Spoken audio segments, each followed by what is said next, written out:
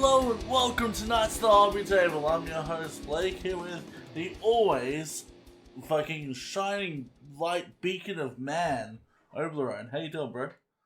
Are you comparing me to, like, the Emperor or something? I don't know. I like your hair though, so that's gonna count for something. Okay. How you doing, man? Long time no see. Very, very long time no see. It's been a rough couple of weeks, that's for sure. Aw, man, rough weeks, holiday weeks, you know how it is. Fucking everything goes on around that time of the year. What's been going on? Yeah. I don't know. Just been struggling a lot with life, I guess.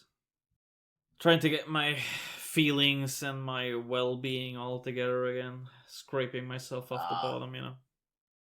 I see. The winter depression's got you. Yeah, I as got always. the big old sad. Yeah, fair enough, man. Well, we took a little break and then we're back at it. The first episode of the year, so we thought it might be a good idea to just give some tips and guides to stepping up your Warhammer game, like your painting miniatures game. Just a disclaimer, this will be more advanced stuff. This isn't going to be how to glue a model together or how to do two thin coats or how to dry brush. This is for if you're sort of more to that intermediate area and you're like, gee, how do I chip away at getting better? You know? So it's more for that sort of stuff. Blake, tell me what you have been up to in your hobby journey in the past, month, I guess, since we spoke. Well, I think I got another marine or two done. I don't know what we spoke about last, but I've only got one or two infiltrators left, and then they're done. I've been fixing up some custodies I have that were second-hand models that need repairs and stuff like that. There's some big gaps, and the dude who I got them, I'm thankful for them, but they weren't put together with much care. There's mold lines and gaps and all sorts of shit. Oh, lovely. So, lovely. yeah, all that fun stuff. Other than that, lots of fish tank stuff. As you know, my Oscar died, so with that, my good old chocolate cichlid, he got really depressed, and he wouldn't even come out for food. Uh-huh. So, I went out the other day and I bought these two other fish to live with him. And the aquarium that I went to, they thought they were called flying fox fish. And upon further investigation, that's not what they are at all. They're a different species. They're called strawberry leporinas. They're sort of just these long dither fish. Yeah, licorinas. Licorinas? I don't even know her. Licorinas? Oh, no. Oh. But, no, they're sort of just, I bought them as dither fish just to sort of, get some activity in the tank. Which actually has worked. They're all eating now. So, good shit.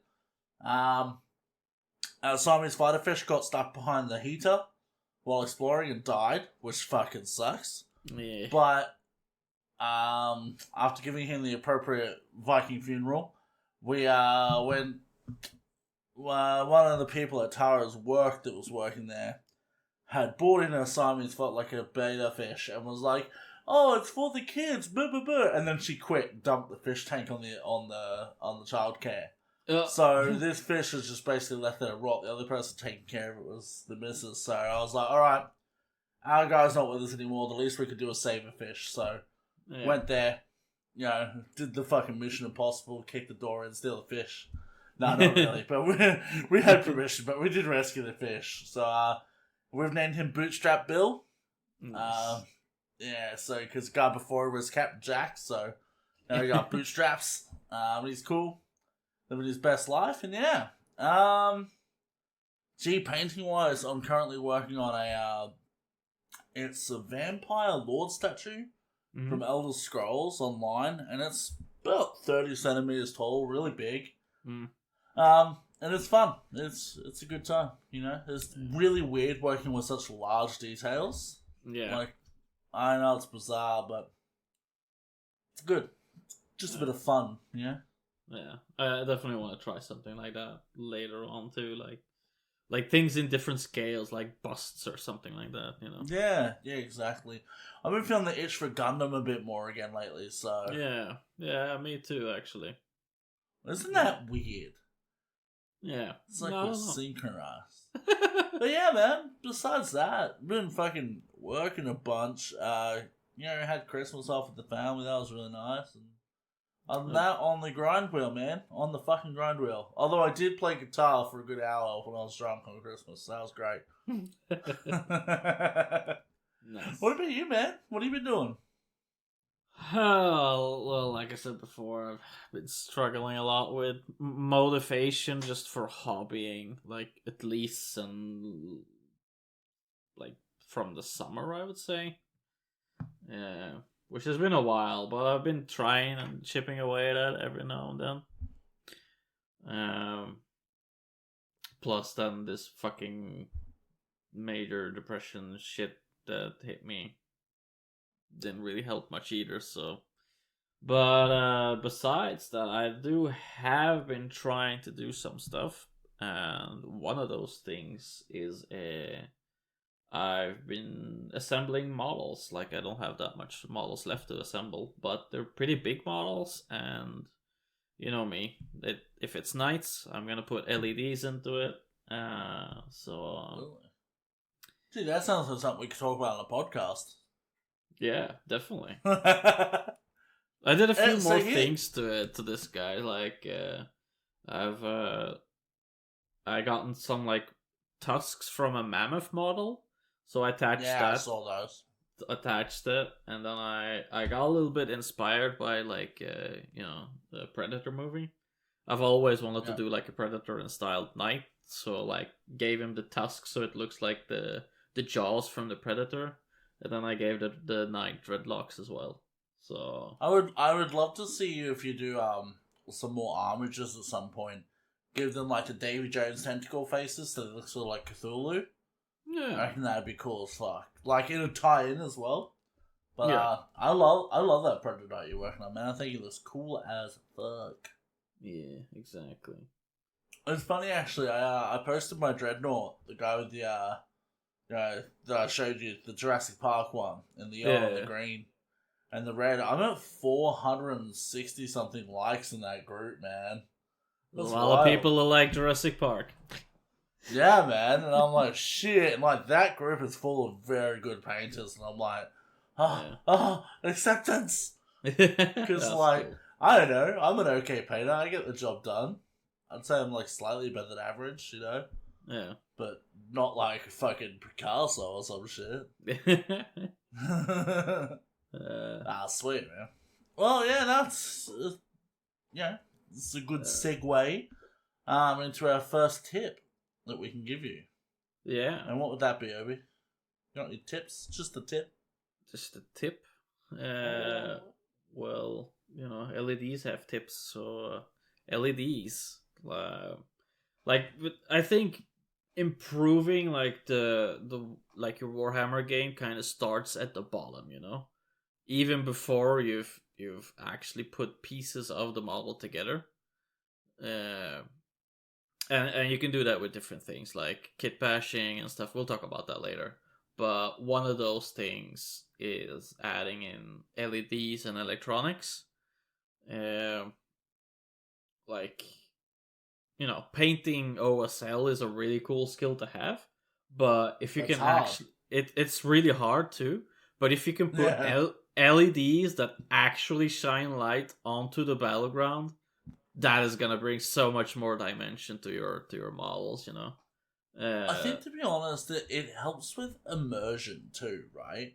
Yeah. Like, the thing for me, like with Warhammer, you either look at it as, it's a whole bunch of pieces on a board, or you look at it as, holy fuck, this is my army, and I'm on the front lines fighting this battle. Like, there's two ways to look at it. And like having those LEDs and the smokestacks and that helps you feel immersed. Always. Exactly.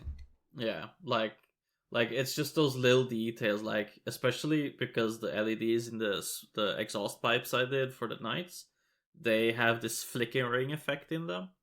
So what that means is that it burns like it's a flame in there, like the engine is actually roaring out, and the fumes are just blasting out and everything. I was gonna say it's like a golf with crackle tune. Bop, bop, bop. fire everywhere. Yeah, exactly. So and why stop with models? You can put LEDs into anything. I've personally, I think a really. Oh, sorry, I keep talking over you. You go, Obi. I'm in full ADHD mode today, brother. Fair enough.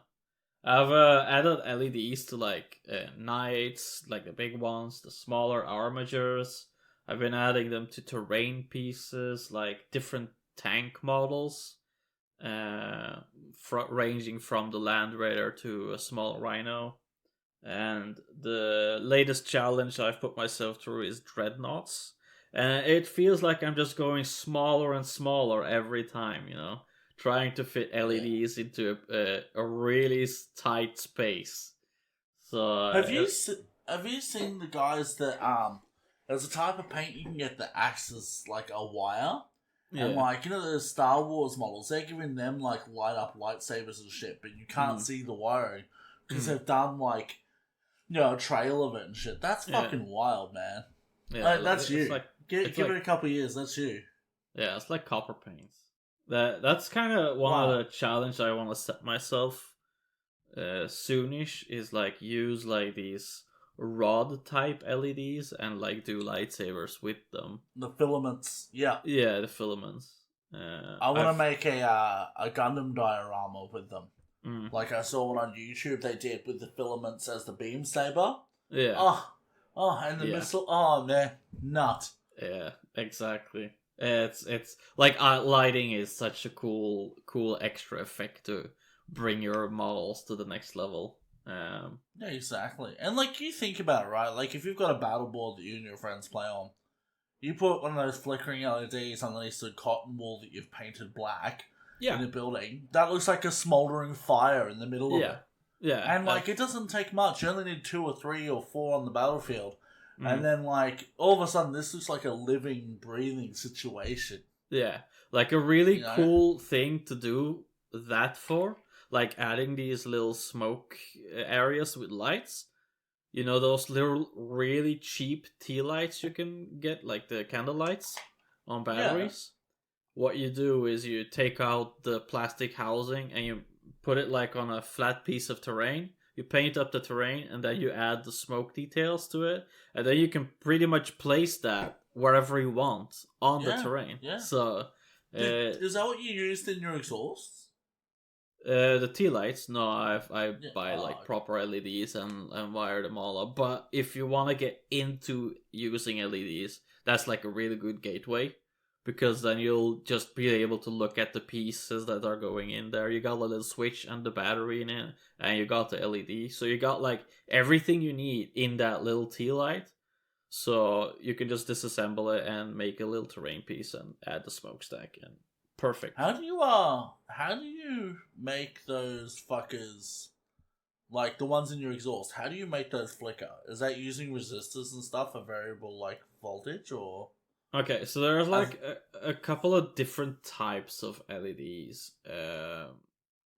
The usual, they're like just solid color LEDs, and some of them have like an extra pin so you can change the voltage to change the color on it. And you got flickering LEDs, which actually have like a little resistor, like you said, built in, so it actually will do that for you. So and it's in the leg, like the connector pin on the leg? It's in the crystal dome, even. Oh, cool. Yeah. That's mad. Yeah, and some there's another type. There's flickering, and there is in pulsing, like a pulsing mode, so it's steady. Yeah. I don't think that one gives like the proper impression that there's like something happening. Like fire like goes in intensity and it quiets down a little bit, and it flickers. It flickers, like proper flicker, and like having a pulsating, it's just too predictable. And it doesn't. That'd be sweet though. That'd be sweet though if you were doing a beam saber or a lightsaber or something. Exactly. Would look very much like or if it was like a gunshot in midair or something, like a laser beam. Like it's shooting stronger. Yeah, definitely. Yeah, like they have their purposes. Like And there is one more type which I've used is a color changing LED.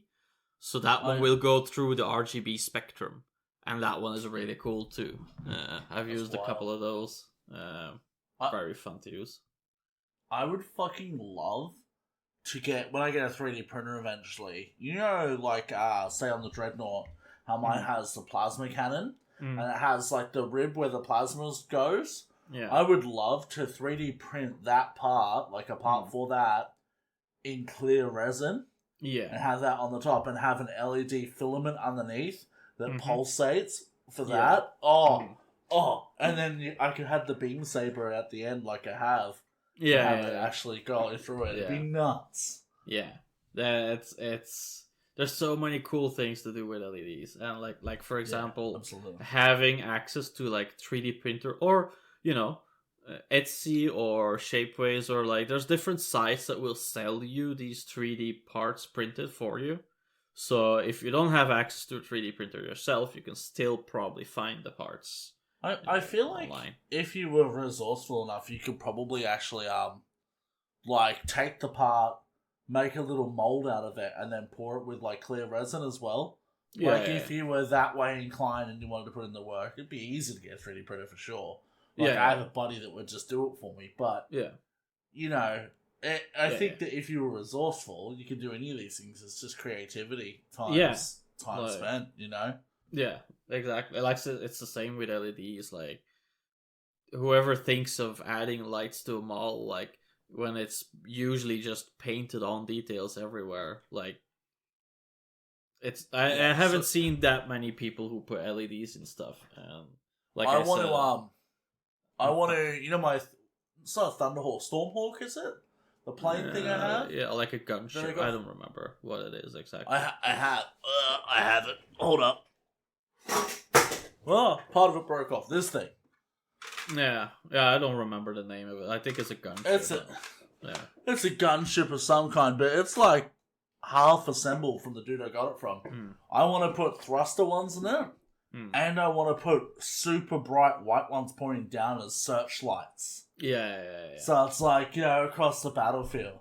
Yeah. And then full Jurassic Park scheme on it. It's going to look wild. Yeah. Exactly. Yeah. Like you said, LEDs, super great way. You know what? I always say this. And I will always say it. The more LEDs, the more high performance the thing is. It works with computers, it works with cars, and it works with Warhammer models. Look here. Well, I won't disagree with Warhammer models. RGB in a computer is a little silly. I put LEDs in my car today. What up? Did you see that? Yeah, I actually did. Yeah. Yeah, my number plate lights, I replaced them. And I was like, now my car is actually, 5 kilowatts faster, so, prove me wrong. But, Yeah. I'll let you have that one. Come to Australia, prove me wrong, I dare you. But yeah, like, if you want to put LEDs in a model, try bigger things first, and then you can go smaller. Like, Obi's obviously, you're an electrician by trade, right? Yeah. Yeah, but soldering hasn't really been part of the job. Really? No. Like, soldering is something that I've actually learned by doing hobby stuff. So right. See, I had to solder in high school. I did robotics class. So I actually used to solder PCBs and that at school. Yeah. And anytime I'm playing around with guitars, I've used solders as well, and replacing batteries in Game Boy games. Yeah. So I'm about to take the step into LEDs in the coming next few projects down the way once I get out of my inventory. Yeah. So I reckon that's going to be cool. And obviously, I've always got you a message. And anyone that listens to this, if you're on the Discord and you've got problems, you can always hit Obi up for advice too. Exactly. Like, I've probably talked about it so many times, and people are like constantly begging me for like talking about it too. So I'll just be able to refer them to this episode. So that's great. I have spoken and I shan't speak again. Yeah, exactly. Yeah, but like trying it in bigger things is definitely a great way to do it because what I've noticed now, the smallest thing I've put LEDs in is now the Leviathan Dreadnought that I'm working on. And Oh, like that thing's tiny. that thing is proper tiny. Like Is it the style that the Custodies have, or is it the one that go into Horus Heresy stuff? that's the one from the Horus Heresy, yeah. Right, that's still not big. That's not a big model. It's not like a Redemptor. It's like probably this size. It's not a big model at all. So and drilling because the plastic is all molded shut, so you have to drill the holes for the exhaust ports, or if you want to put them in the eyes, you're gonna have to drill those pieces. And if you haven't really practiced with drilling properly, you will drill through parts that you don't want to. So, bigger parts, bigger models are more forgiving for this. Man, I dropped my pin vise the other day and broke my drill bit. The drill bits are cheap, especially in those sizes. Yeah, I know, but still, now I have to go to the hobby store and get one. I didn't find the end of the drill bit, so I can't wait for it to rock up in my foot one day before work. I can't wait for that moment. Yeah, exactly. So, is there different sizes of LEDs and shit too? Yeah, correct. You got the ones that I'm using are 3mm size, clear domed LEDs, but you also have like really, really tiny micro LEDs. And like I said, if you haven't practiced soldering before and try to do these super tiny LEDs, you will struggle because they're like a couple of millimeters in size, and having the solder connections on them, they're pretty much on like a little PCB type board. So you'll have to practice a lot. One thing I will say though is it is practice, but if you can paint eyes on a Space Marine, you can solder an LED. Yeah, exactly. Like it's not that hard. It can be technical, but it's not hard. Yeah. So you got micro LEDs, 3mm. You got 5mm ones. I haven't actually found a way to use 5mm. Oh, the candlelight LEDs are 5mm ones, for example. Thick boys, yep. Yeah. So I use 3mm, and they fit perfectly to use as the eyes for a knight, for example. That's a perfect size for them. They're also the perfect size for putting in the exhaust ports, for example. Okay. Of course, if you go smaller, you can probably fiddle around more with it. But I don't know. I've gotten used to using the 3mm ones, so it fits most things and without too much problem. And obviously, you said too, you can get the filament ones. Like if you want to say, make something that look like a fluorescent bulb on the side of a building, you can just do a filament in and out. Like you could drill each end of it, right, and then just poke it through and solder on the other side. Yeah. Nerdforge uses them a lot. Yeah. That's where I got the ideas to start using them too. So good shout out, Nerdforge. Great YouTube channel. Yeah, they're really good for in terms of inspiration. Like you might not be able to execute what they do, but it's all transferable shit. Yeah. And I think it just gets you thinking of bigger projects too. Yeah. Not just, just paint the Space Marine. It's like, what can we do? Yeah, you can make a whole diorama with it, like a whole, like a little scenery piece to put the models on and take pretty pictures with it, Exactly. The limit is your imagination again, so. That's right. Like I said, it's creativity times time. Yeah. So, that's the product. What's the next piece you need for your LEDs? Yeah, what do you need to make them light up? So, being an electromancer's friend, I know that you require batteries to power these fuckers. I would not advise wiring something into mains power. That's how you get electrocuted and die. So, be smart, use the fucking battery. Now, you can get like really small little coin style batteries these days, or even smaller. Yeah. Or a 9 volt are really easy to work with because they just have those the clips that go on top, and usually to a wire. You can buy those with switches pretty easily at electronics stores, Yeah. and then all you got to really do is solder it on with the correct resistors, whatever, if you need them, and you're good to go. Yeah. Really basic electronics, and like you can find tutorials for that on YouTube very, very easily. I was doing that stuff in high school. Yeah. You know, so if I could do it in high school, it stands to reason that I could probably do it now, even with the brain cells I lost hitting my head. Alright, so you quickly mentioned resistors there, and what will kind of depend what resistor you will need is what type of battery you're using. So if you're using a coin cell, they will be running at 1.5 volts roughly, like in between 1.2 1.5. Usually you won't need a resistor. I put them on anyway just to make sure that they won't burn out the LEDs too fast. But if you're using a 9-volt battery, you need resistors, because the moment you flip the switch to turn on the circuit, you'll burn all your LEDs, and you've wasted like 3-4 hours of you soldering and fitting things in somewhere.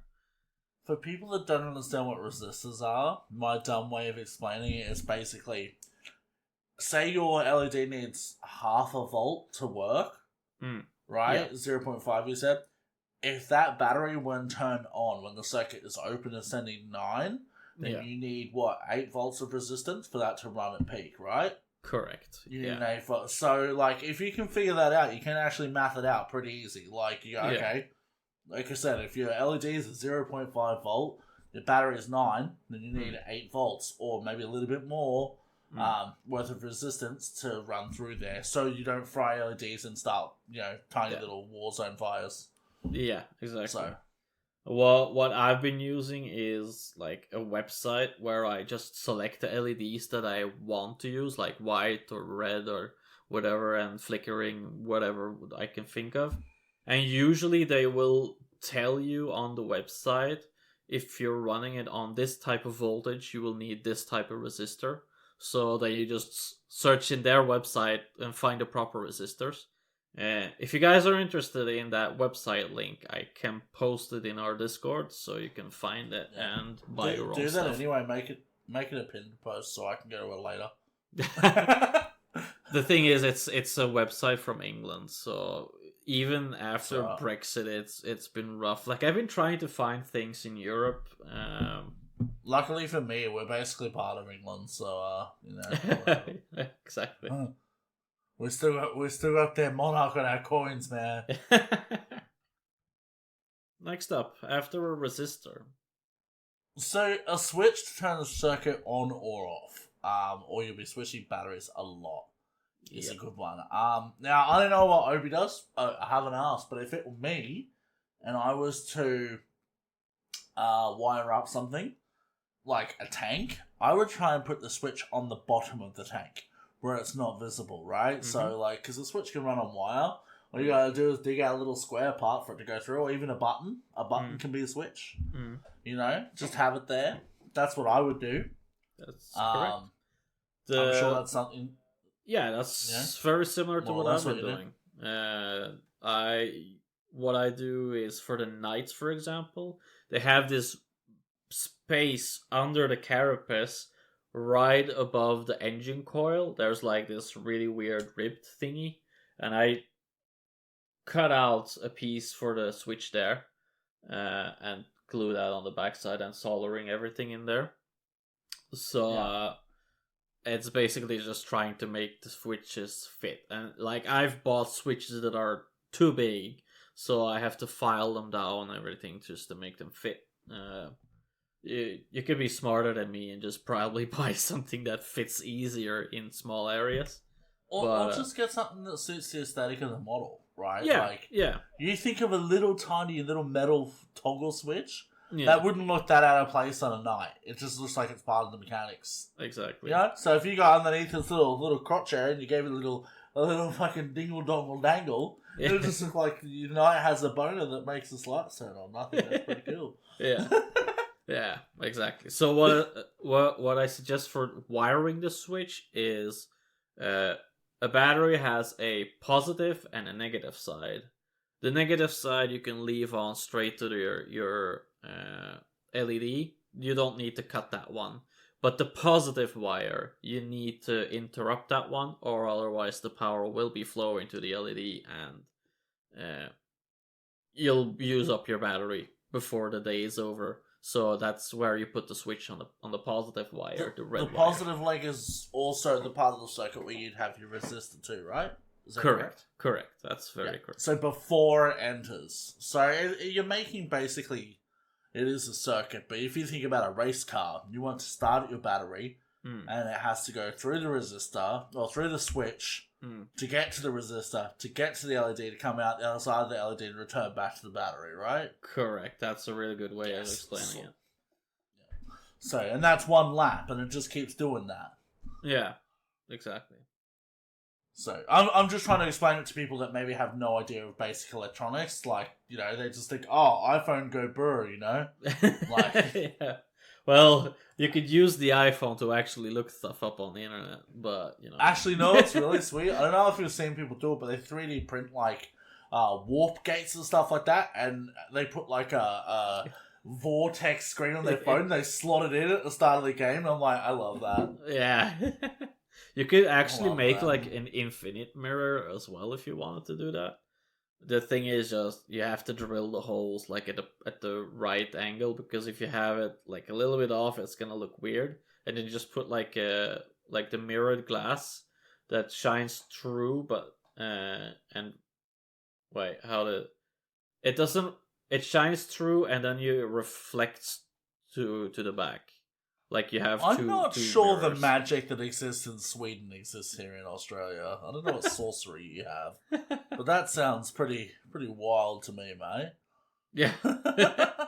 I would love to try it someday, but I'm gonna have to find money to buy more LEDs, because I've noticed that I ran out of LEDs for my last night. Sorry, now, mate. so. I'll send you some LEDs. Don't worry about it. We'll get them sent.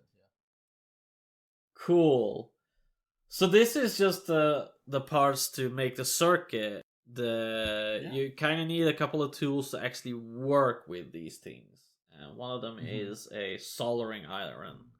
So what that one will do is just it will heat up the solder, or well, first the legs of your components, and then you add the solder on it, and then it will make a bond to the resistor or to the switch or to the wires.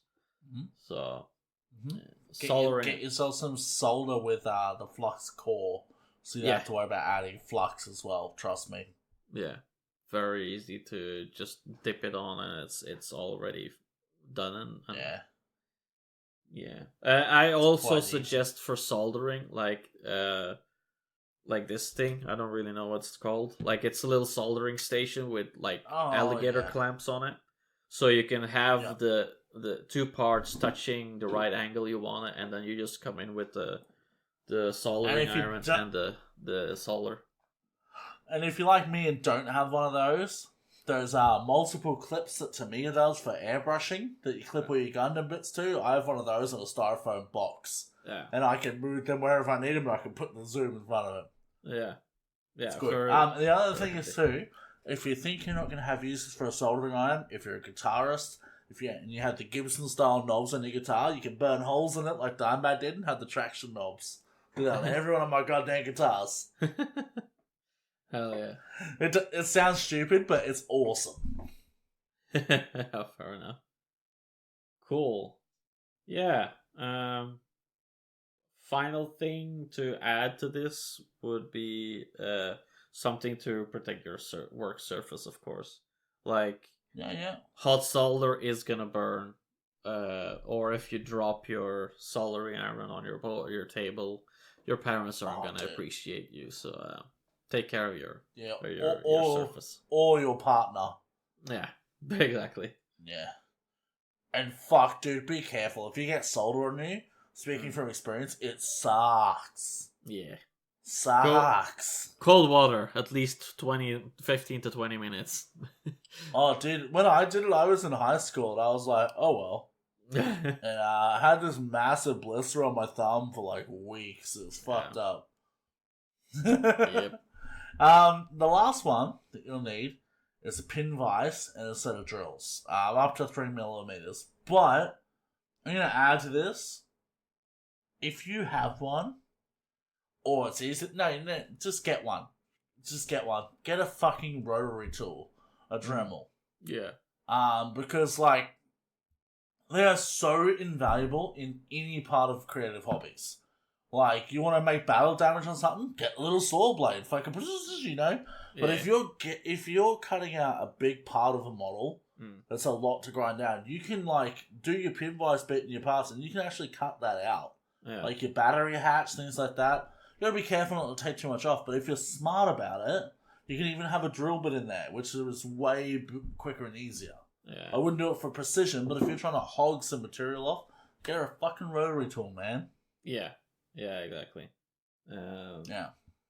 Very good suggestion. I think up to 3mm, like a drill size, you could use bigger, especially to route holes and stuff. Like if you have a lot of wires coming in, you kind of want a big hole, or you can cut it away with a knife or whatever. What I'd suggest is like buy one of these as like the hobby drill sets. They go from like 0.5mm up to 1.5, and then buy like a set at a hardware store for like 1.5 up to 10mm, and that's all you're ever going to need, to be honest. So cool. So how did you get started with this stuff, man? Like, I've never touched a circuit before. I don't know how to LED. What would you do? Like I've mentioned before with the candlelight LEDs, just pry it apart and look inside and see what it is made of. What you'll see is that it's a battery, a little switch in there. I think there's a tiny circuit in there as well to make the flickering happen, because those LEDs don't have that built in. And it must be a variable resistor, right? Yeah, like something like voltage, that. Yeah, it's something like that. Must be. It's a really tiny circuit. It's just a few components on it. But if you take away all the plastic that's around this candlelight thing, it's not a lot of stuff that goes in there. And what you do is you can just basically copy paste those things, because it's exactly the same what you're going to be using in things. You can add more LEDs in the circuit. You can take away. Now, if you're adding LEDs to a circuit, remember that every LED needs its own resistor. Yeah. And they all take loads. So if you're using a battery that's tiny, you might need to consider how many you can run off that. Yeah. Well, what a good rule of thumb is, 3 to 4 LEDs is enough with 1.5, like a coin cell battery. And if you're going to add in more, I would suggest a 9-volt battery just to have the additional power. So honestly, man, like 9 volts is the way to go anyway. They'd last way longer. Yeah. If you can fit one, fuck yeah. You know? Exactly. And if you can't fit it in the model, make it a base. If you incorporate it into your base somehow, like put a pile of rubble in there that you can like sort of open and drag the battery out and replace it and put it back in. That's going to be golden, because who the hell is going to look at the base and think, oh, you got a battery in there? That's cool as fuck. Yeah. I mean, realistically, like, you could have, like, depending on what size the base is, because it's 40k, you know, everything's very industrial looking. You can have, like, a small girder going towards a patch of rubble, which is, hollowed out, and there's a battery there, and there's a wire that goes through it. You don't even have to be tidy about it. You just got to hide it. Yeah. You know, and even if you painted a wire on the ground, no one would blink an eye on that. They'd be like, oh, look, there's wiring on the ground. Classic Imperium. Yeah, exactly. You know, like it's not weird, depending on the setting. Maybe if it's in the jungle, it'd look weird, but if it's an industrial style base. Yeah, but even in the jungle, like, just add some verticality to it. You can just build around it and use cork. But I'm sorry, if you use a wire and then paint it brown, that wire is then a vine. Perfect. You know, like easy. Creativity, guys. The other thing I was going to add too, I'm not sure if everyone is aware, but they actually do LED kits for Gundams. They're like little modules that have an LED in the top with like a coin battery and a switch. Yeah. Now I don't use them in my Warhammer or whatever. I don't even really use them in my Gundams, but they are small, they are compact, and they're quite cheap. Yeah. So if you wanted to go something like that, like if you wanted a green fire or something weird like that, and you just don't want to touch electronics, you could have one of those in a thing on your battlefield, whatever you want to do. Yeah. Just add it in there for an idea. Yeah, exactly. Like, there's a good couple of ways to get into it. What I do suggest is definitely watching some people like soldering stuff before, so you have like some sort of idea how to properly do it. Because the first LEDs that I started soldering, I pretty much burned the whole insides as well. So the LEDs were the LEDs were dead before I even got to test them out. So and that's also a tip: double check that your circuit is working before you put it in. Like soldering the resistor, double check, see if it's working. Put the negative pin on the negative and the resistor onto the positive, and make sure it's lighting up. Then put it in, add your wires, and check it again before you glue it. Yeah. Because I've glued things before with the LEDs in there and ended up not working. So it's a real hard job getting stuff back in once you've glued it. So make sure to check your circuits. Good practice for, like, especially for beginners and that sort of stuff, is if you got wires and stuff like that you're going to attach, before you do it all, actually tin the ends of your copper, like your wire. Yeah. So take your wires, and because you can't really cook a wire, you can cook your LEDs, but the wires are a lot harder because they're just copper. So put your tip on there, get it to the heat, and just practice loading the solder up and get it to take to that wire and sort of stretch it along. And it'll actually be silver, which is called tinning. Because it'll be the colour of the solder. So then when you have to attach it to the leg of the other thing, you just got to line it up, press it down, and it'll actually gravitate towards it once they're bonded. Yeah, it's a lot easier than trying to get solder onto two surfaces when it's already attached to one. So, once you're getting to an advanced level, what I do is I just line them up and then heat from the other side and add the solder to the top.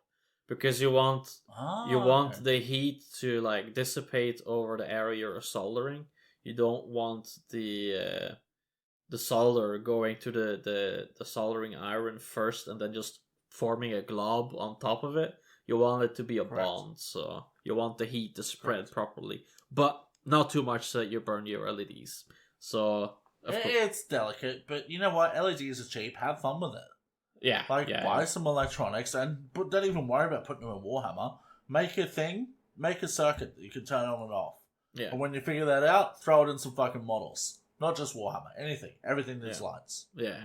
Well, a really cool video that really got me excited putting Warhammer, like LEDs in Warhammer, is Eric's Hobby Workshop, I think his channel name is Eric's Hobby Shop, something, whatever. And he did like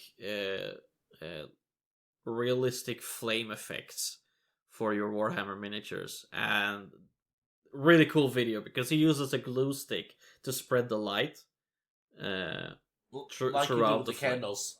Exactly. So I'll also put a link of that into the into our Discord. So real good video. Hashtag not sponsored. Yeah. Look, the wargaming community, we don't care shouting people out. If there's good content, we'll shout it out. Exactly. We're a small community. We look out for each other. Correct. Anyway, the next thing that I would do if I'm trying to make my model sort of a bit more up there is to cut up the model and repose it. For example, the Imperial Knight has two legs that has the same pose, so Obi has been cutting them for his latest Knight to make them so, like, the toes out of the foot, like, is he walking? Is that what you've done? Yeah, I've made him walk, basically. Yeah. So giving some locomotion to your model. I've done it with what's that? Tacticus, is it the war suit? The one with the space marine side? What's that called? Tactical war suit. So the tactical war suit. The Invictus war suit. I've actually made mine so he's completely off kilter. And his toes are sort of pointing downwards like he's trying to gain traction. And I've actually got him falling backwards because I plan on having a pile of Tyranids underneath his foot and then one on his face gouging at the model. And him grabbing it with the other hand. So it's gonna give it some real life. Yeah. Dynamic poses are something that bring a lot of life to your models. What I think the latest Warhammer models are really good at is these kind of dynamic poses. So you don't really want to change. Well, you could, of course, do it if you want to, but you don't need to. So what I would do is when you have multiples of the same guys, right? Say you have Blade Guard veterans. Yeah. But then you get more Blade Guard veterans because they're an effective unit. Okay. How can I make these guys different? Well, one might have a shield above his head with a sword pointing forward. You can... with a few cuts and rotations of joints, you can do a lot. Yeah, exactly. Reposing is it's a great way to make different models stick out in a unit without them with them being essentially the same model. And you can get fucking wild with it too, especially if you're an orc player. You can go crazy with shit, but even Marines and all that basic shit. No one's static. Throughout someone's life, they do pretty much every range of movement possible. And it's the same in, Warhammer. For every Marine looking down down the barrel of his gun, the other one's going to be flailing it in the air going, fuck you, and shooting it off. Or, one of them's going to be, in thinking man pose before the battle.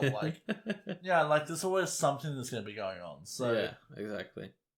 In a universe of millions of planets, everything could happen at least once. Yep, exactly. Yeah. So what do we need to do though to do that? So say I got a model and I'm like, okay, I want to repose this. Well, what am I fucking in for? Cool.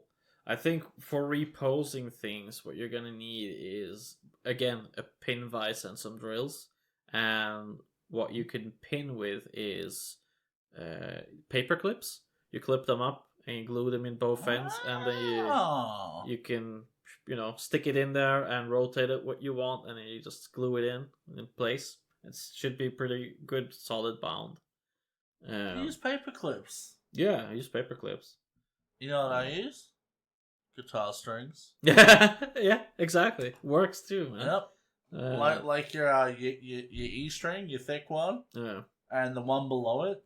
They're all different grades of pins as far as I can say. So when I restring a guitar, I'll normally keep those and just keep one or two. Keep them in the drawer because they make cool piping on scenery. They make cool barbed wire and they make good pins. Yeah, that's a good tip there for guitar players and Warhammer guys. That's right, and as you all should be. Yeah. I think joking. Not everyone could be as amazing. Drilling and pinning, it's like if you've come from the really old times where you've had metal models, you'll be quite familiar with the practice. And if you're gonna start messing with different model cuts and everything, plastic glue is a really good solution for it because it will melt the plastic together. But if you want to test out the model beforehand, or hell, even be able to switch the hands out or whatever you want to do, you can use a little pin first to check how you want it. And yeah. Exactly. And please, for the love of God, have a sharp hobby knife when you do this. Yep. None of this blunt shit, because, and be careful too. Yeah. That's a good one. It's a real sharp, a fresh blade. What I usually do is swap out my blade between every kit. For a night, I'll go to 3 or 4 blades. So it depends what I'm doing, honestly. But I bought 100 of them off eBay for $40 once. So I just have them in a drawer when I need to swap them out. Oh, okay, let's go. Yeah. Another way to test things beforehand, before you want to start gluing things together, is blue tack or like sticky tack, whatever color you use. Just some ticky tack that you can put them all together in a way, and just like maybe I want to raise this arm a little bit more or whatever, or do a different angle on something, just so you can visualize the model before you commit to gluing it. So. Tip right there. I just glue everything. Fuck it, just full send. If you're not full send, then what are you doing with life? But nah, it's a good tip for people that are less decisive than me. Yeah. As Opie said, plastic glue will fuse your mold together, and will give you time to get your pose right. So traditionally, that's how I've always done it, right? Like, my first glue I ever used on a Warhammer model was the Revell stuff, the Revell contact glue. Yeah. And it's still what I use. Yeah. Because I haven't found a better glue. It's precise. The only thing is, glue gets stuck on the needle. But, if you have a lighter, Tara got me a Zippo lighter for Christmas, and now it's my hobby lighter. Like, yeah. Use it for that. Because I said to her, I'm like, oh my god, it's so useful. I'm not a smoker, but I do have Warhammer. Yeah. I mean, I got mine too here. And I'm using the same glue, like the Tamiya plastic cement. Solid stuff. Really good if you just want to use a brush applicator for some really delicate parts. But the Revel with the tip stuff, solid stuff. That being said, really can use a brush for that shit as well. Like, yeah. Got to. In a puddle, get a brush. Also toothpicks. But yeah, so when I used to do, say, my tower, for instance, I would just build them bit by bit, like, legs, body, all that, because that's what they always were back in the day. Yeah. They weren't monopose, and like, I'd be like, oh, his gun's a little bit weird. Oh, luckily I used plastic cement. Squeeze, move it slightly. Oh, he's good now. Yeah. Solid. Exactly. So it's cool. Cool. All right. How about you've cut your model up, you've added LEDs to it. What's another step that you can use? I would say green stuff for, either filling in the gaps that you just made by cutting up the stuff, or you could just make completely new parts. Like what people can sculpt with green stuff is amazing. If you want to make your very own talented people, not us, but talented people. Come on, we just need the practice, okay? It's all good. We are passable. We're just not amazing at it. Yeah. You can't be good looking and amazing at green stuff, alright? And the guitar god and pro paint. Jeez. I know.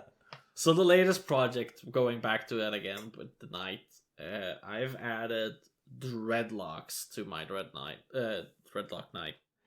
So what I've done there is just roll up the green stuff, and Green Stuff World also has like a tentacle kit.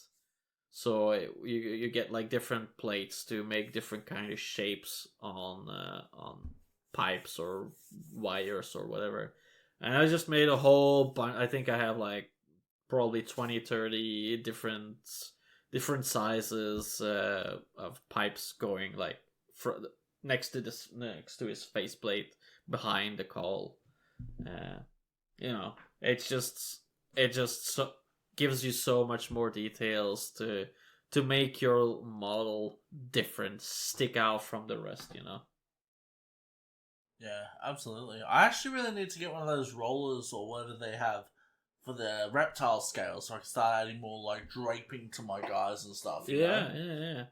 Yeah, that's like one of those things you could do too, like fur cloaks or lizard cloaks or or skin. One thing I do, because I don't like having ugly as fuck Marines with no hair. Yeah. I'm a handsome Marine sort of guy. So you've seen my the chaplain with the croziers? Yeah. They came in the Indominus box. He's bald. Not mine.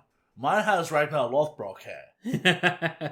Which I sculpted myself, and then I changed his normal cloth tabard into a T-Rex skin tabard. It looks fucking amazing. Yeah. You know, Awesome. like my model looks very unique now because of that. And I think actually this is the first time I've ever really sculpted with green stuff, and I think I did really well. So Yeah.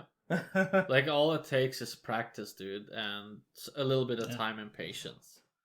So yeah, you got some. We got some tips for you. You wanna kick us off there? Oh yeah, but I can get you some tips. So when you're working with stuff, like with the green stuff, it will stick to fucking everything, man. It's like shit on a blanket, right? So you want to get your sculpting implements, and you want to use Vaseline and water. Sorry, Obi's laughing. So no, I'm laughing. Very professional podcasters. Shit on but, the you know, blanket. I never heard that one before. That's an Aussie saying, man. Stuck like shit on a blanket, you know? Next time you fuck up in the kitchen and stuff sticks to the pan, just look at the missus and be like, babe, this is stuck like shit on a blanket. She'll lose it. Yeah, probably. Done.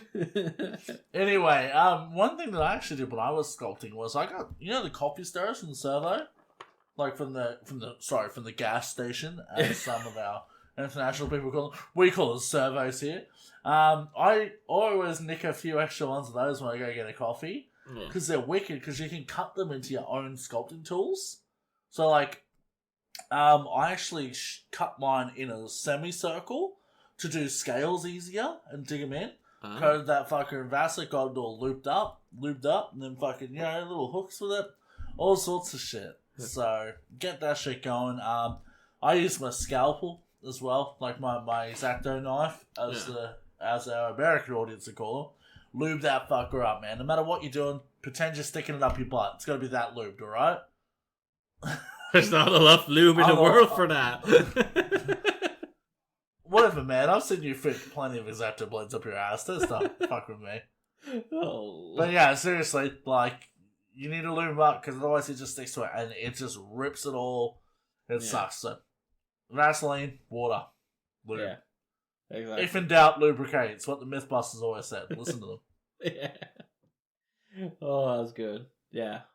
The next tip I would say is when you're actually mixing the green stuff together, moisten your fingers. Again, Vaseline.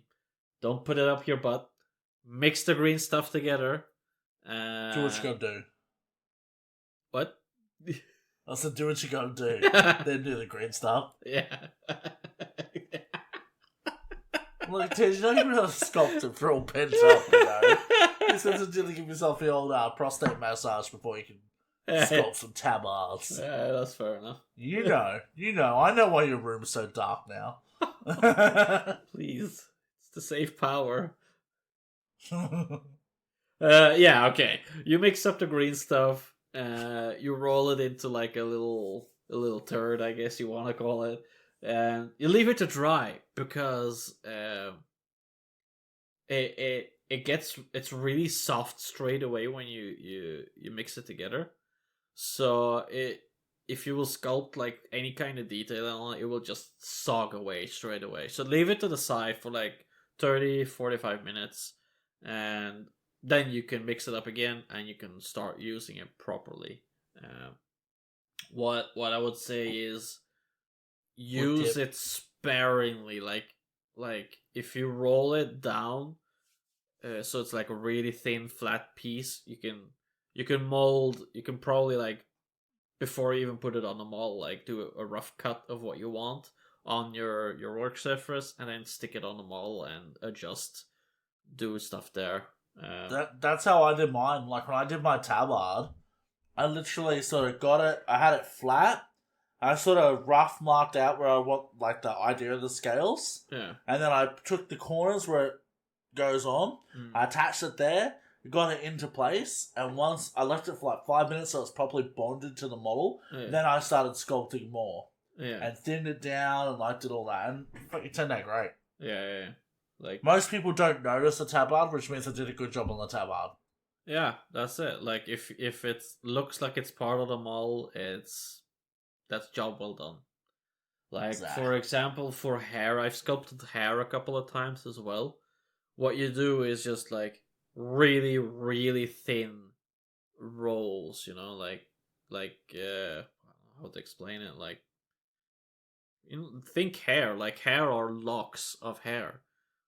Just makes a lot of small rolls and stick it on and sculpt it in a little bit and then put on a little roll again. Like add it that way. Just start really small. Don't just glob on a big piece of green stuff and try to make the details. And you could probably do it, but Yeah, but then you're going to carve away. Unless you're a Yeah. carver, it's Yeah. much easier to make approximations. yeah, exactly. Honestly, though, my first thought when you said doing hair, I thought I'd probably just get it, hold my beard against my face, and go like plonk with a bit of green stuff to try and get the imprint, and then like make it exaggerated. Yeah. There's a couple of different ways to go about it, but There's a few ways to skin a cat, my friend. exactly. I think And then you can use a cat's pelt for your green stuff now. and then Don't skin cats. Then you got cat hair in your model. Great. Yeah, when we here at the Knights of the Hobby Table podcast are pussy friendly, I will tell you. Don't Take from that what you will. Whoop. This is what happens when we don't record for a little while. We got way too much energy. Exactly. Holy moly. Yeah, cool. So the other thing is, get creative with it, man. Anything you want to do. Don't let the lack of detail on a model stop you from adding more detail. You know, and like, the good thing about green stuff is it's not there permanently unless you want it to be. Like, if you say put it over a shoulder pauldron and you want to try and cast some scales in, cool. Lay it over it. If it doesn't work, grab your X-Acto knife, peel it off. Yeah. What do you fucking do? Like, not the end of the world, because you haven't even primed the model yet in most cases. Yeah. Like, at least I wouldn't have in the way I do it. So, like, what do you got to lose except for, you know, an awesome modelling opportunity if you don't go for it? Yeah. You know? Like, you know, it's you can have Imperial Fists or you can have Imperial's Fisted, right? You just get to pick which is yours. Okay? And your creativeness is what dictates that. Exactly. Cool. If you think green stuffing is just a little bit too much out there, you might want to keep a listen for our next bit then, because that one can also transform your model to a completely different kit. So, what can we do for that? Well, if you've ever watched Dragon Ball Z, you know what the fusion dance is. So you take your models, and you make them do the fusion dance, and then whatever comes out of that, the Gotenks of that situation is your new model. It's called kit bashing. That's where you take parts from another model, and you splice them in. Yeah. You know? A good example, my Dreadnought. It has a massive beam coming out of its plasma cannon. That's not from Warhammer. That's a beam sword off a Gundam. I glued the fucker in and I painted it. And top level model painters are asking me how the fuck I did it, like where I got it from. Yeah. Because obviously they're all Warhammer guys. I've never seen what's in a Gundam kit, you know? Yeah. They're like, bro, where the fuck did you get that? Did you 3D print it? I'm like, no, it's just a model, man. Like, I don't even remember what one. It's just in a bits bag. So, having a bits bag is good because you can kit bash. Yeah. So, yeah, you can put different weapons on. Like, I have a bits bag that I've had since I was 14 or 15, since I first started Warhammer. And there's like, you know, there's a crate from an Imperial Guard guy in there, like an ammo box. There's, you know, there's bits of Tyranids and stuff like that, like, which is what's on my bases. Yeah. There's bits of Tyranid. I've had those since I was 15. Someone gave them to me. They weren't even primed. They were just brown. So I just primed them black, cut them up with a hot scalpel, actually heated my knife, and just sawed through them, and made dismembered Tyranids on my bases. Hell yeah. Yeah. You know? So the bits box is king. I believe Mr. Mark from Lawhammer had a massive bits box. Oh, yeah. Which I never got to see. I'm quite disappointed. I wanted to dive headfirst into that thing one day, but Yeah. all things must end. I think having a massive bit box is gonna help you a lot on this journey. But there's also absolute mad people who buy two or three different kits and just for the purpose to make this one model. And you can be crazy if you want to and do it like that, but if you have any luck, you can find it in your bits bag, or you can ask your local community. Here's a much better idea. Join a Discord full of fucking awesome, other hobbyists who often have spare bits and are usually quite happy to help you out if you're friendly. Yeah.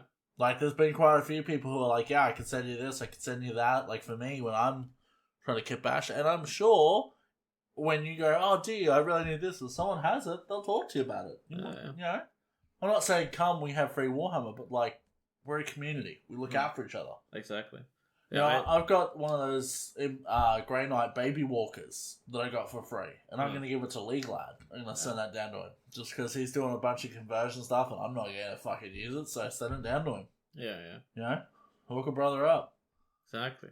It's the same for join the Discord. Yeah. I don't think we can say it anymore, but join the Discord. I'll try to catch join the Discord, join the Discord, join the Discord, join the Discord, join the Discord, join the Discord. Yeah, I'm a little bit the same with my local community. Like, people are constantly asking, like, oh, anybody have any night bits? I'll look again. But I'm starting to run out of night bits, so if you want some, you're gonna have to cut in, dear. It's okay, I have some spare ones. Oh. So if you need night bits, Obi, you hit me up. I'm almost done with nights. It's good. I'm good. Okay. You're never really done. No. You wanna hear my next night idea I have? Yeah, sure. Drunken got me one of these Skaven plague bells, plague chariots, which has like a bell on top of it. So I'm gonna add the bell detail on top of a knight carapace, and I've noticed they have like a swinging thing kind of as well. So I think I'm gonna make like some sort of weapon with that as well. Can you give one of them a big bell for a ball sack? I think that'd be funny as fuck. Huh. Maybe. I think my knights, I'm gonna paint one up to go with my Space Marine chapter, like in that Jurassic Park color. Yeah. But I think I'm gonna do the other one in purple and gold as our knights at the hobby table. Oh. But I'm gonna try. Yours are marble, so I'm gonna try and do mine with galaxy colors. Yeah. So predominantly purples, like purples, magentas, and stuff like that throughout it, and then like white flicks, and then like heaps of gold. Yeah. That'll look sick. I think that's what I'm gonna try and do. That's what I'm gonna try and do. But we know how slow I hobby, so soon. Soon, somewhere soonish. Hell yeah. Somewhere in a galaxy far, far away, Blake actually gets shit done. Well, I think that's kind of concluding our, our actual making the model. So now I'd say that we're pretty much ready for the paint. The green stuff is dried. You've added a couple of new bits. You got a new pose on it, and you got LEDs in there. So next step, painting. And I'd say a really helpful thing, which pushed my models probably to the next level, is buying an airbrush. I'm probably asking a lot of people, because an airbrush, it's a little bit of an investment, but it just gives you so much more opportunities to do things in a more efficient way. We did do a whole episode on airbrushes. Go listen to it and you'll know that you need a fucking airbrush. Especially not if you're a beginner. You don't require one if you're a beginner, but if you're taking your shit to the next level as this episode's designed for, that is so helpful. Yeah. Like, Yeah. Creamy transitions, good shit. Creamy blends, shadow effects, OSL. The sky is the limit with an airbrush, basically. Exactly. Plus, you can do car models, which is what we all really want to do. However, I will say that even though the airbrush is a good tool to get you started with, without proper brush technique to come in later and paint in the rest of the details, you're probably not gonna have a top tier model yet. So, Yeah, like if you don't know how to edge highlight or how to dry brush, Yeah. I don't think wet blending in that's necessary to have a good looking model. It's necessary to go golden demon sort of shit. Yeah. Like I don't wet blend and I get away with my shit looking pretty fucking primo. Yeah. I think that's where the airbrush comes in. So you don't have to Yeah. do the wet blending. But that also Exactly. means But if you that can don't make mistakes, because if you're gonna get paint on the airbrushed parts, you're gonna cry a little bit. So proper brush control to fill in the details and add more details is gonna take you to a next step as well. So You know what I actually did? You're gonna think this is weird, but on my dreadnought, I airbrushed that fucker. I put a bit of lead belcher on there quite a few times. I let it dry, and I actually dry brushed the yellow back over it. oh Just a whole heap of coats of dry brush, and because it's so subtle, it did cover it, but it wasn't like a globular layer. It was like more subtle. It worked for me. I can't say it worked with every color every time, but that worked for me. That's why it didn't fall apart on me. yeah. So, I don't know. Just throwing it out there. Give it a try. Yeah. Like, you mentioned edge highlighting there. I think edge highlighting in different tones as well. If you've now airbrushed with a shadow color, you want to highlight the shadow color up to the color of the armor, which it's normally. So if you, for example, for the Blood Angels that I painted, they're base coated with Mephiston red. So that's their base color. I go in with a purple ink or shade and add in a purple shadow effect around the bottom area. And then I shoot a brighter red over the top. But the base color is still Mephiston red. So what you do is you edge highlight the shadow areas with the Mephiston red, and you go up all the way to where your model is highlighted. And then you just go high, intenser with the highlight colors, all the way up to like an orange to yellow in the brightest parts of the model. So like 3 to 4 layers of different highlight colors. That will get your armor looking really, really crisp. Well, it's actually really sick that you do that from the bottom with the purple ink. I never even thought of that. Yeah. Tip from Squidmore Miniatures. He doesn't do a lot of painting anymore, but when he did, my god, he's a solid painter. Yeah, I think the thing that stops me quite a lot is the fact that I have grey miniatures. So no matter what colour I put below there, it's going to become the colour of the model. Right? So, like, if I did shadows of, like, say, blue, it's going to look like they're blue models. You know what I mean? Yeah. I'd have to be very skilled to pull it off, and I'm not. So, my comic book style kicks. Yeah, fair enough. Cool. Yeah, sweet. Yeah, so, like we mentioned before, proper brush control to do these highlights, to keep them clean, crisp. I don't want to brag too much, but take a look at my latest Instagram posts, where I used the Mark 6 Marines and my Redemptor. There, I've done pretty much airbrushing and then do the edge highlighting to get that crisp look, and people have been commenting like mad. So he definitely is bragging so much that I think he should have a whole podcast about Warhammer. Oh, wait, I do. And hobbies. Oh, wait. Yeah, sweet. But that's important too, man. Like, having just the ability, like, if you've airbrushed a whole model, but there's, like, a bit of cord that goes around it holding an ornament of some kind, being able to pick that cord out with a bit of brown to make it look like leather, that's important. Yeah. Because if you're going to cover the whole thing, like, you're not going to get anywhere. Yeah. You're going to be able to do the whole 45-degree thing, pick a thing out, get some blends and stuff. Like, it's just basic stuff, and you can only learn it by practice. So just keep practicing. Yeah. And when you get to that point where you're like, gee, my models look pretty good, but they're not popping, then head on to airbrushing. Yeah. Yeah. For sure. If I could, I'd probably just shout out like a couple of quick tips for getting your edge highlights to a really crisp level, which is something that I've been also struggling with at the start. I'm listening in. listening intently. Yeah, okay. So, what you do is you put your paint on the palette, you thin the paint a little bit more than you would normally do for layering.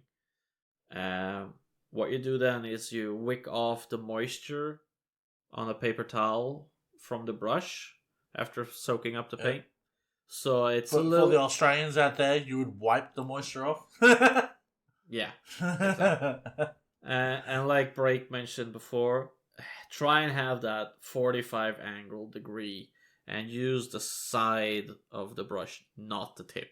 This time, you're not using the tip, the sides. Yeah. When you get better at controlling the amount of paint coming out of your brush, you can use the tip. Yeah. Like, you can sort of hold it more of an angle. Like, I'm getting a lot better at my edge highlights, getting a lot better. Just because my paint isn't so globby. Yeah. Because I'm very much a one correct thickness coat sort of guy, not a two thin coats guy.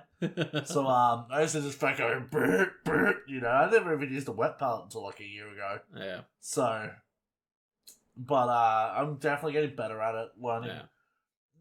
It's so hard to explain, but paint moves in certain ways. Yeah. And every paint moves in a different way. Yeah. You know, it's like, you gotta know, is it super runny? Is it super opaque? Is there a lot of pigment? Is there no pigment? Like, how does it work? Yeah. And once you're a bit familiar with that paint, then it becomes a lot easier. Correct. Yeah. You know? I think the thing with edge highlighting is that you don't want the paint to run like you normally do. You just want to be able to skim the surface and it won't like bleed out of the brush onto the model. You just want an edge basically to go over. So that's why you take the moisture out. You want a paint that is thick enough too, though, that you don't have to go over it 2 to 3 times to get the color on there. Yeah. You want it to be like pigmented enough that you do it one pass and it's done. You know. Yeah. If you have to touch up, that's fine. But you don't want to be painting over the same part 4 times to an edge highlight. That is tedious. I've done that with fluorocolors. Yeah, that's when you start making the mistakes. If you go over them way too many times with the same color, you get frustrated. Oh, why isn't it working? And just then you mess up, and it's you lose that crispness. The way to test is actually I use my hand, and I just brush it slightly over my hand, and you can kind of see when it starts, if it's creeping too much into the skin pores, it's too much moisture. So take a little bit more off and try it again until it's like, you know, it's not flowing as much, just enough. Do you know, in all my days I've never done that. I always do it on my cutting mat. Yeah. Well, yeah. I can wash my hands. I don't wash my cutting mat, so that's good. You can see your journeys in your cutting mat. Yeah. Your hands are liars. Sick. I don't trust your hands. They've lied to me before. Whoa. Yeah, but practice brush control as much as you possibly can. And it doesn't have to just be on Warhammer. Paint fucking anything. You know, if your little brother has a fucking a board game with figures in it, ask him if you're allowed to paint them. Yeah. Prime up, paint them. You know, D&D miniatures are very cheap. Very, very cheap. And they're a great thing to practice on. Yeah, they're not as high fidelity, but if you can get a cape and learn how to edge highlight on that cape, yep, or really perfect your dry brushing to the point where it looks like edge highlights, like whatever you try to nail, you're doing D&D models, which is good. It might be for a friend, it might be for your brother, it might be for you. Doesn't matter, but you're not spending the big bucks, $100 on a box of Marines, and then you've trial ran fucking mad scientist experiments on half of them, and then you're like, oh, now I gotta strip them. Just do that, you know? Hell yeah. Easy. I paint lots of shit. Like, if it looks cool and I want to paint it, I'll do it. Like, those lightsabers, I weathered those. They were cool as hell. Yeah, that was super cool. Hell yeah. So we got, the model is painted now. What, in your opinion, is the final piece, the resistance, to make that model? Brother. So good. good. Say it once, and I'll say it again, and I'll always say it. Base your fucking models. Base them. Right? Now, when I first started Warhammer, it was a different world, right? What you did, you got some PVA glue, and you fucking put it on your base, and then you threw some fucking static grass in it, and that was your base, right? Warhammer models back in the day, they all fought on very premium lawns. Yeah. But it's funny because it might sound like I'm a simpleton, but if you look at Warhammer at the time, that's how we did it. Like, it was baking soda or static grass, and you painted it whatever color you wanted. That's what we had. But now, there's so much more shit. Like, you can take, a good thing to think about, particularly, is verticality. Right? Like, and as Obi said, locomotion. So, if your Marine's doing that thing where he's stepping up on one foot like a jump, why not make it so he's actually stepping up onto a rocky outcrop that you've sculpted with what I do? I have cork taping that they use in railway models, right? Like trains. I get that, and I'll shape it to the shape I want, like of the base, and then I nip away at it with my nippers, and then make it look like rock. And then I'll glue multiple layers on each other, and then once that's all glued, and I've primed it all later, I actually cover it with texture paint. So, like, you can go, okay, it's brown, it's a rock. You can go, oh, look, I got texture paint on it and it's grey, it's cement. Whatever you need to use it on. Another really cool thing is, I glued quite a few bits together, and then I got guitar strings which I bent, and hung them at the top and painted. It looks like concrete reinforcement bar. Yeah. Like, there's anything you can do with that, but think about verticality. A really good person to talk to if you need inspiration is Maddie C in the Discord. He's amazing. He's what got me stepping up my base game. Yeah. I think the way that I look at bases lately is, especially for my knights, because the bases are so big, is you have the option to make a super tiny diorama on it. So make it as epic as you can. Like, I use tree bark as my rocks. So I cut that up to size, and then you can just drill through, make pins so the legs get stuck. And I use wood shavings, or wood, like the wood sawdust. That's the word. And super glue, and fill the cracks there, and just make smooth transitions, and then just add a texture paint on top of it, and then you can add so much more. Like you say, jungle bases. You got industrial bases. Just glue anything with some sort of texture on the base and paint it metallic. Give it a non-oil and give it a dry brush, and it's fucking industrial flooring right there. Exactly. Like, it's very easy to do. Yeah, like bases finish up the model so much. It gives you the bigger picture. It comes back to the bits box again too. Like, if you have industrial flooring and you have a spare hatch off a tank, glue that fucker to it, cut it to the circle size of your tank, put your model on top of that. My guys, for instance, because they're Jurassic Park themed, I didn't want to do a normal jungle, so I thought alien jungle. My guys are grey and red, so the colour's not in my model, it's in the base. So I have, like, basically vaporwave coloured plants. Purples, blues, neon pinks. Gamer Grass do these really cool, like, fucking, like, neon purple and blue tufts of grass, which I have. I haven't used them yet, I just like looking at them. Yeah, I just got them there. Yeah. Exactly.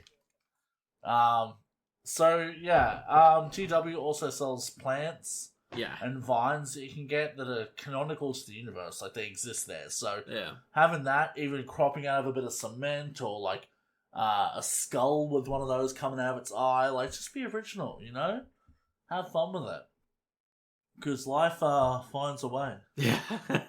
You mentioned GW plants, but Gamer's Grass also has like laser cut like plants that you can form.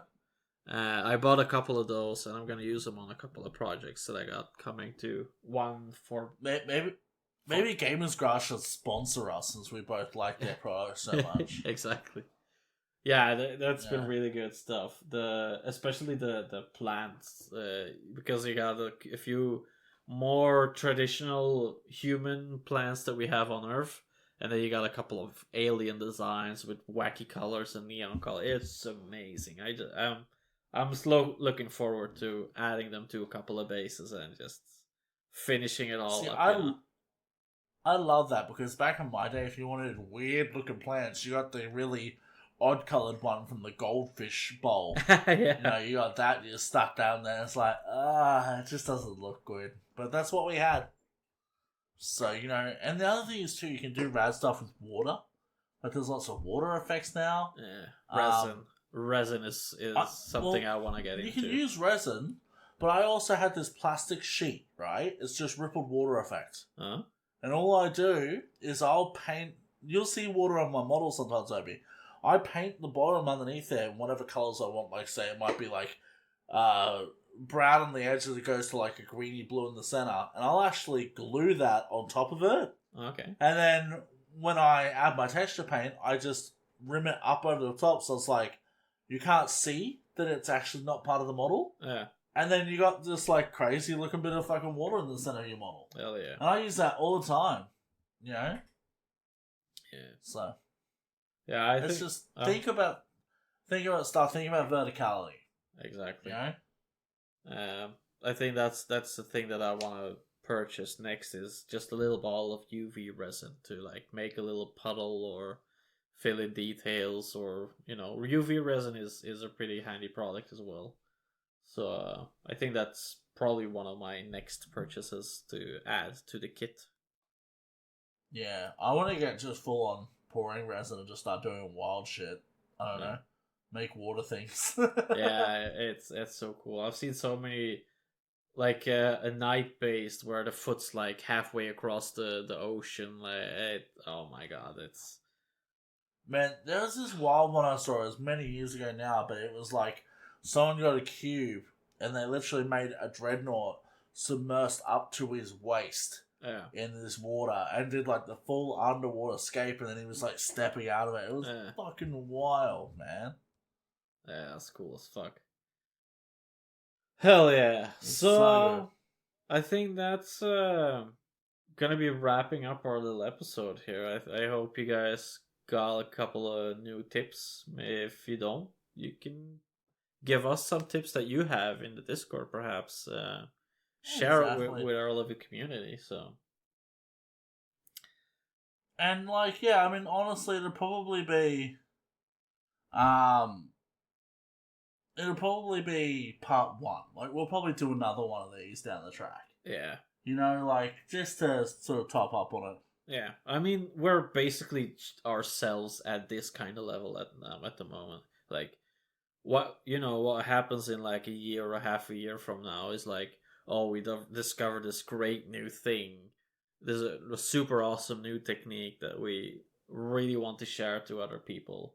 So it will give us a little bit of time to practice things and because I don't want to talk out of my ass. I want to be able to give information that is something that I've experienced with myself. So, yeah. Yeah, exactly. I can't wait to get into some LEDs down the track. I just gotta wait for shit to chill out in my personal life so I have more hobby time. Exactly. Exactly. Cool. Awesome, man. That's that done. How about we get into the real section of today? Look, the only reason we actually make the podcast, let's talk about music for a little while. Got him. This is a music podcast disguised as a Warhammer podcast. A hobby podcast. Nah, not a hobby podcast. Yeah, so a little different one since 2023 hasn't really popped out many albums yet. It's very early in the year. So I came to the idea that we should give each other homework. Which is basically, me and Obi listen to similar music, but not the same. So we have a lot to share with each other. A lot of albums that we've completely missed. So we gave each other homework on what to listen to. Obi, what did I give you? You gave me the Necrogoblicon album called Stench. Yes, I did. Yes, you did. And you suggested this to me earlier, back when the fundamentals of slime and something some came out. Fundamentals, Humors, and Slimes, I think it was called. Yeah, something like that. Yeah, their most recent album. Yeah. Correct. And I never actually got to it. And you mentioned that this album was probably a little bit more up my alley than the newer album. And I 100% agree. This album is a tad little bit more up my alley. It's still got the same issues that I have with this kind of music. But creatively, this album is so hilarious. It's good. It's straight up Necronomicon. It's a lot more of just a straight out death metal album too, though. Yeah. Like, it's not so experimental with weird noises here and there and like laughter tracks or whatever. It's just really well written music with hilarious texts. I think that's basically the Goblin way to explain it. Yeah, it's very goblin-y. Correct. And the song that really popped out for me is probably Sweden's should probably adopt this to its national anthem, and the song is called Bears. You know, because we struggle a lot with bears here, and especially polar bears and their fucking nipples, man. They'll bite off your face if you're up to no good. Yeah. Oh my god, that one it's peak of lyrical geniuses. Yeah. That's one of my favorite Necrogoblicon songs, if not my favorite. Like, I love it. Yeah. So, yeah, it's really good. Definitely, if you're into the more death metal kind of practices, this album is right up your alley. It's not an album I listen to a lot, but I'm happy you introduced me to it. So. It's Necrogoblicon is one of those things where I actually suggest you listen to all their albums. Yeah. Because every album has its own personality, more than most bands. Yeah. Like, that album is probably just very heavy and raw, with a lot of really funny, like you said, samples. Yeah. But like, you listen to their first album, it sounds like Ailstorm. Oh yeah. With goblins. And then they sort of combine that with stuff they did on stage for the albums after, you know? Hell yeah. So, yeah. So, yeah, man, what did you think of it then? Like, how would you rate it? Not something that I would listen to a lot, but I'm gonna pop in a couple of the songs that I do enjoy into my playlists. So I think you gotta have Prince of the Land of Stench in there, right? Exactly. I'd say it's a 7.5 for me. Alright, fair enough. Yeah. Goblins out of 10, of course. Correct. Because that's how we rate things here. Exactly. Yeah. We're all goblins. Ass goblins. Sweet.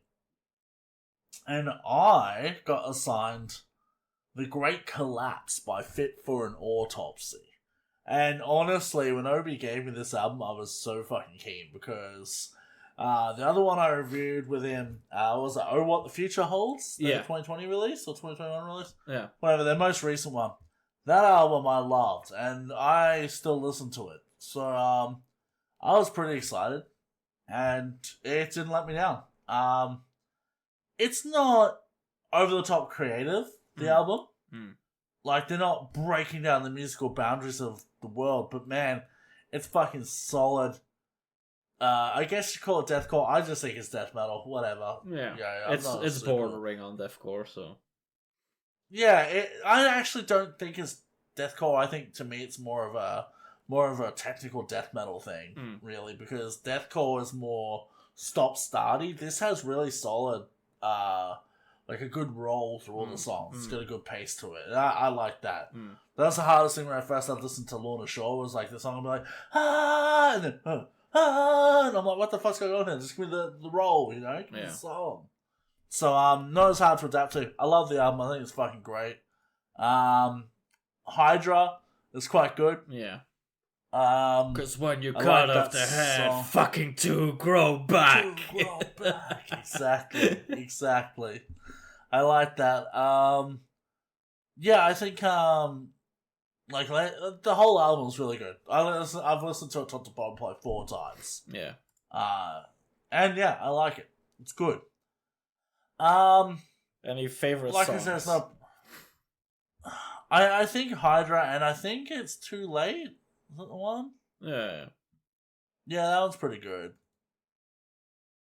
And I think when the bulbs burn out too. That's not bad too. Yeah.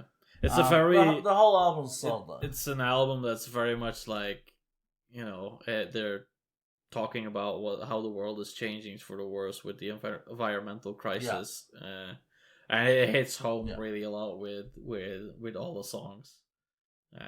Exactly. I think my personal favorite is Black Mammoth of the album. Okay. Yeah, it's one of those things, man. I think it's a good album. Like I said, it's not as brave as I'd like to see them go. I think they got a lot closer to that with their most recent album. Like Two Towers is fucking amazing. Mm-hmm. That's my jam. That's my song by them. But I still probably give it a pretty solid 7.5 goblins out of 10. The production's gorgeous, and one thing I love about this, which heavy music does not get right enough, is the harsh vocals. The vocals in general are loud enough to distinguish what's being said. A lot of the times with heavy music, it's not that the vocals are so distorted that you can't understand them, it's that the mix is not loud enough on the vocals. They've just gone, make it all guitars, make it all drums so it's more crushing. Yeah. But when you can't understand them, it loses it. Like when it's too quiet on the vocal side, it loses the vocal impact. And I think that sucks. Yeah. Like, you listen to early death metal, like Bolt Thrower, they got some really cool shit, like, musically, but you can barely hear their vocalist, man, and it's just because the way it was produced back then. And, like, it's a shame, because I'm sure if those, if that mix was as such that the vocals were, like, 10% louder, it would sound so much better, and so much more modern. Yeah. So, I think that's what I like about these guys. I think the issue with this kind of heavy music as well is that there's so much going on all the time, and if you don't have any proper headphones to listen to, you will lose so many details. Like every time I buy like a new headset, and I discovered just so many more nuances in music that like I could listen to music from 10-15 years ago because I had crappy headphones, and it'd be like, I never really understood. I never really figured out that there was this like little sound in the background going on. Proper headphones, which just make music so much alive. It's funny actually because I have, as you know, I have Audio Technica MS50s. Yeah. And I went from just having a normal gaming headset, and the gaming headset sounds decent, right? I'm not going to shit on it. It's Astro A20s. Yeah. And they're not bad. They're good for gaming. They actually sound pretty good for music. I do like them. But when I bought these headphones, man, I think I put Core on or something first. I was like, oh yeah, it's alright. They're not loud enough. But then I put Lorna Shore on. And it was the difference between looking at a painting and opening up a window and going through. That was the difference. Yeah. Sound felt 3D rather than flat. And I know it's hard to describe, but it's just all-encompassing, and you can hear the bass and the drums, all that, singularly but together. It's like you're looking at everything pulled apart, and it's like you have one of those Tony Stark Iron Man computers where you can, like, move your hands and disassemble stuff. It's like that with the notes. Yeah. So, honest to God, some really good headphones for that sort of stuff makes a big fucking difference. And that's why they use good headphones in the fucking studios. Yeah. They have high-end audio monitors, or they have headphones, and that's why. Exactly. So, but having the vocals up higher on a lot of metal albums, like a lot of death metal albums in particular, would make the biggest difference. Yeah. I don't know if they put them lower to hide the fact that their voice maybe isn't as good as they want it to sound. Maybe they're a bit shy about it. Could be. When Lorna Shore did that the EP, the To the Hellfire EP, that was my big complaint. Will Ramos was too low. Yeah. right? Like, he wasn't loud enough. That's why I liked the one-take vocal tracks he did, because it was mixed different. Because you could hear the vocals and the music better. Yeah. But on the new album, they nailed it, so I was very happy to see that. That was the one thing I was really looking out for on the new album. Yeah, I definitely agree there. So, it makes difference between understanding what people are actually saying and just a mess, basically. Mess of screams. Yeah, exactly. Because it's already, like, if you're not a metalhead, you're always going to go, you can't understand what they say anyway, but, like, genuinely, if it's mixed properly, most of the time I can. Like, I'm on a Marth. I understand most of their lyrics, and they're in full death metal growl the entire songs. They don't do clean vocals. I understand most of what they're saying. Yeah. Probably 80%, which is, I put it to you, more than you can understand if you listen to Red Hot Chili Peppers. So, let's go. But that's because they mix it correctly. Their older stuff, really, really old, not as good for it. Much harder to understand. Because the vocals are much lower. So. Oh, yeah. Cool. Anyway, none of that rant's over. Yeah, that was really off topic. Goblins in headphones, and may the force be with you. I don't know. Hell yeah. You want to do the final section? Oh yeah, bud. So we do have some fucking listener questions. And I love that shit. Bix has been coming in hot with them. The first one he asks is, when is the Drunken Takeover episode? He means the Drunken Hobbyist. Yeah. Yeah. You want to get that one, Opes? Well, You want to answer it? if you're actually listening to our episodes, you will know that Drunken Hobbyist has already been on an episode. The Terminator episode. It's a bonus episode, so I kind of understand that you missed it, but our good friend Drunken There's is no there. excuse. Yeah, and we'll have Drunken on again. He's a good lad. Exactly. What are your top 5 films? Note, Jurassic Park, not Jurassic Park 1 to 5 for ketchup. First of all, there's 6 of them. The good thing is we can leave out 3 and round out the 5. Yeah. You want me to take one so you can think of yours? Yeah. Okay, cool. I'll go for gold, man. So, in no particular order, and I'm using whole universes as a set of movies as well. Franchises. Movie. Exactly. Yeah. I would say the Star Wars episode 1 to 3, probably more 2 to 3. The first one was a little cheesy, but 2 and 3 No way, first one's the best. Yeah, I think first Star Wars is the best Star Wars. Revenge of the Sith is my favorite, definitely the favorite. Long live Jar Jar Binks, the Sith Lord. Yeah. Cool. Star Wars. Number 2. Then we have Queen of the Damned. We had that movie mentioned before on one of our episodes. Really old classic, favorite movie of me and my mother probably. Next up, the Lord of the Rings trilogy, of course, not the Hobbit one, but the original one. The untouchable cinematic milestone. Extended versions. Hell, let's make it a date day. I'll watch the whole extended versions in a day. I'll love it. Hell yeah. Love it. Yeah. Number 4, Alien. Probably my favorite would be the first one, and then I would be jumping through the newer movies with Prometheus and Covenant, sort of limping behind. I was gonna say, I really liked Covenant. Fuck what people say. Yeah, I prefer the first one, Prometheus, over Covenant, but it's still good. I didn't. Fair enough. Good franchise though. Good choice. Yeah. And as a final one, the 2004 Punisher. Okay. Yeah. I don't think I've seen that in a very long time, if at all. Oh, that's a great one. It's probably my favorite version of the Punisher. I watched the old one with God, what's his name again? Rutger Hauer or whatever it was. No, he's a Swede. Damn Swedish guys. Doesn't matter. Dolph Lundgren. Shane's Harvey. Okay. Shaved Harvey is the Punisher. That's who it was. Yeah, sweet.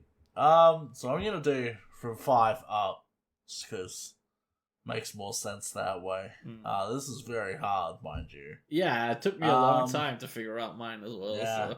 And I haven't even. This is on the spot for me. So I think probably number 5 would have to be Little Nicky. Okay. Which is an Adam Sandler movie. Oddly enough, I just love it. It's just so metal, so funny. Number 3 would probably have to be Queen of the... Number 4 would have to be Queen of the Damned. Definitely fucking up there. Fuck, this is hard. Number 3 would have to be... Oh, this is very hard. Would have to be... Fuck, probably The Crow. Oh, yeah, that's a good one. Yeah, the one with Brandon Lee. Then Lord of the Rings trilogy, and then Jurassic Park as a franchise, particularly 1 and 2. Yeah, definitely my but favorite. Honorable mention, because not enough people have watched this, Dragonheart. Oh, yeah. I love that movie too. With Sean Connery. Yeah. That's great. Love it. Yeah, great movies. Classics, all of them. Yeah. Man, that was hard. Just make me choose between children, why don't you, piece of cheese? Exactly.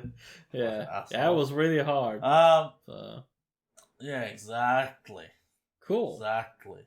So if you have any more questions to us, please join the exactly. Discord and ask them away, or even email us. That's all in the episode description. So have a good time. Yeah, exactly. Just quickly though, Artemis Dream did ask a question that we did answer for him on the Discord. Yeah. But I just wanted to give him a shout out. So he said, asking for a friend, hey, has any of you had any luck with paint cases / racks? Want to get something that can either close up and tuck away or mount to the wall to keep it out of the way. Limited space, small kids, you know.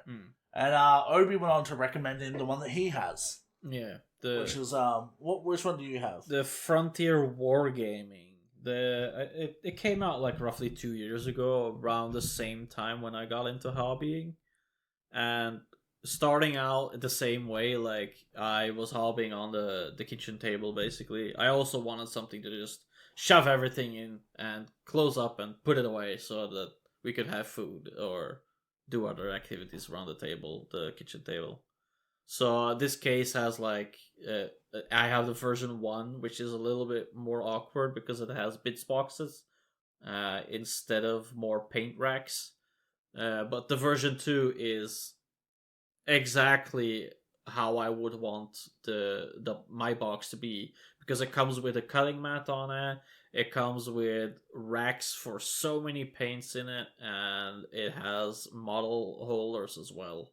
So, highly suggest Frontier Wargaming for a paint carry case, an all-out hobby case, basically, because a mobile hobby station. Exactly. Is basically what it is. Yeah. You have a light with it as well. They can buy optionally. So. Oh really? Yeah. Yeah, I've seen. Man, honestly, I thought about buying one just because I liked the way yours looked. Yeah. And then I was like, no, that's a lot of priciness for just like not needing it. Yeah. You know. Yeah.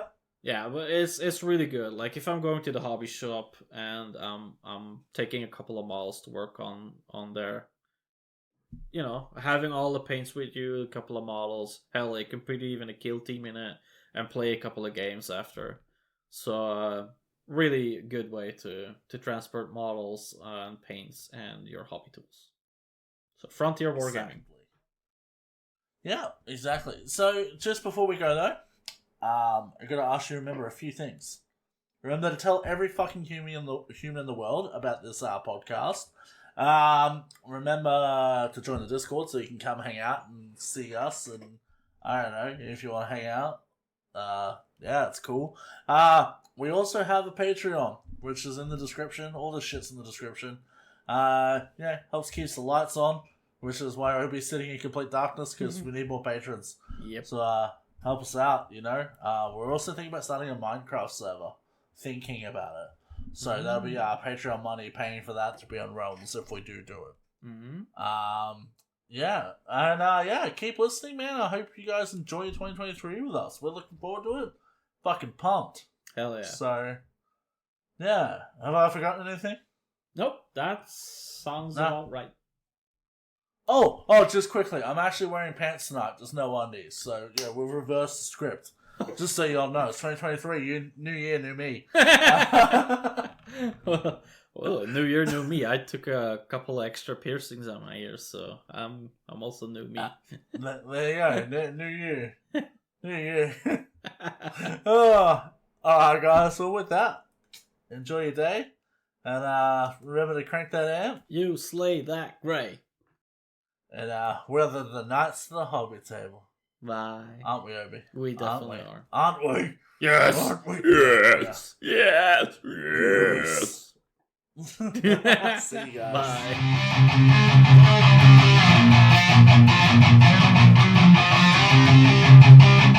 Bye.